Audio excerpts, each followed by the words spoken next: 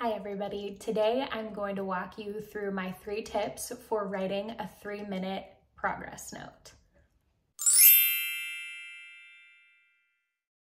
Hi, my name's Alyssa and I'm a therapist in private practice.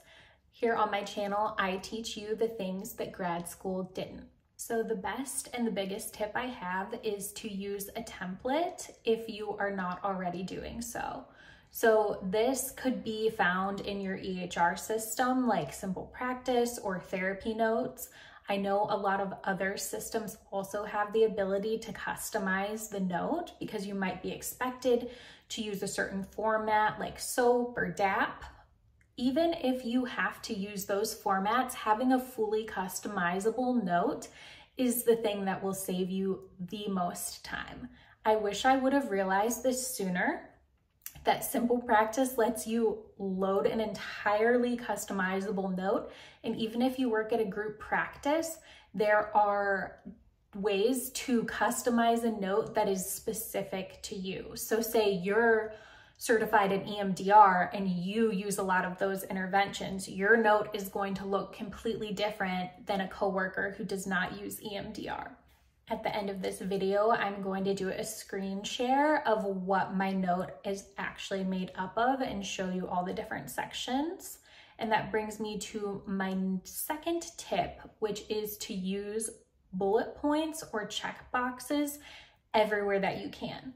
So I remember when I first started writing notes, I wrote so much out and it was very time consuming, and not to mention then you have to proofread everything that you wrote out to make sure that it's correct before you send that off to your supervisor or you sign it and you put it in writing that you're good. You double check this and you're done. So bullet points enable you to quickly check off different interventions that were used, different client symptoms, different topics that were discussed. And I know for me, oftentimes my clients have similar issues that they bring up. I see college students and young adults, so I have school stress as one of my check boxes, or coping skills, or relationship issues.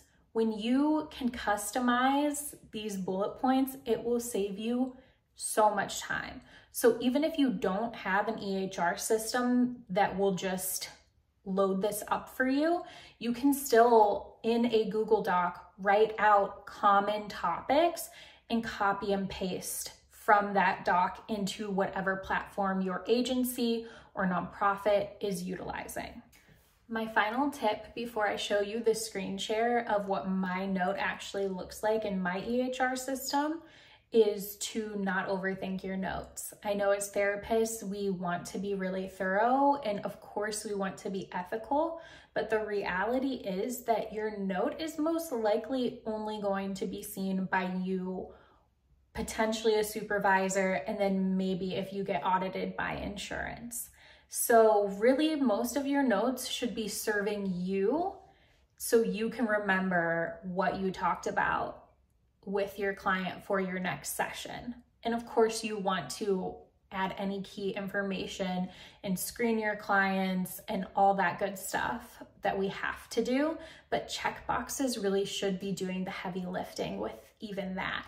So there's no such thing as perfection, and as therapists we really can get caught up on trying to write the perfect note, and we will just burn out because oftentimes we're seeing many people in a week or in a day, and you don't want to get behind on your notes either because then you're not going to remember the contents and your note then will of course suffer.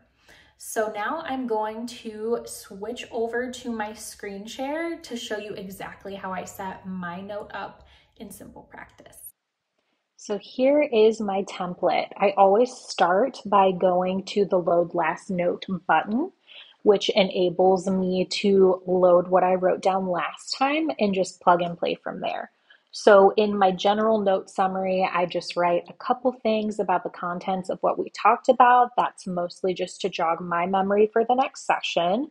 I'm also able to very easily plug and play from there. So I can write where the session was conducted, I'm able to write all my observations on the client's functioning. This drop down menu is so awesome for doing this really quickly. I'm also able to write down any risk factors, and clearly, if there were any of these, you would want to put more in your summary about that. I would not just rely on these check boxes. Can notice any medication changes, any client symptoms, which this is really great because most of my clients, they have similar struggles that they talk about each week, so not much typically needs to change in there. Same with topics discussed, so I'll just change things around if certain things were talked about or not. And then also any interventions that I used during the session. I have all of my most used interventions already written out.